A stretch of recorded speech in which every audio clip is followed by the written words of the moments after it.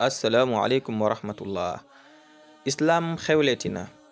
opération Mbour Say Cër moo leen di yëgal journée bi muy amal at bu jot su weeru koor gi teroo bu ren bi war a nekk 8e édition ñu fas yéene koo amal samedi 8 mars ci grande salle bu UCAD 2 ci université Cheikh Anta Diop bu Dakar. thème général bi di la femme musulmane face aux défis contemporains muy jigéenu jullit ana ndaka la war a jàmmarloo ak nënd yi nga xam ne jamono moo ko tegal ci kanamam.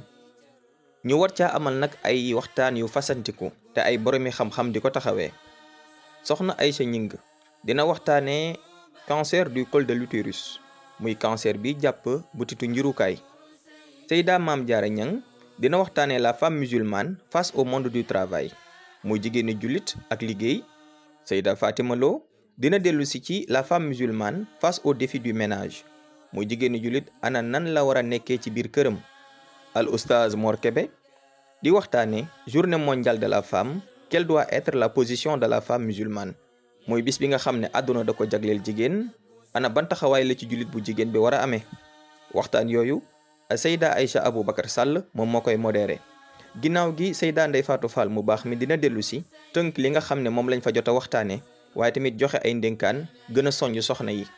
waaye mbokk yi 8e édition bi dañ koo parrainé complexe Thierno Mahmoud Sow bu yëmbal gën a siiwee ci Mujamma ngir liggéey bu am solo yi nga xam ne ñu ngi koy def ci wàllu jàng ak jàngale waaye tamit jottali islam ci anam gu rafet. waaye sunu invité d'honneur di soxna Khady Kébé di soxna ci premier ministre Ousmane Sonko. dal gi mu dal ak jàppale gi muy jàppale borom këram tax na mu nekk royukaay ci bépp jigéen. dinañ fa amal yeneen activité yoo xam ne surprise lay doon képp ku teew.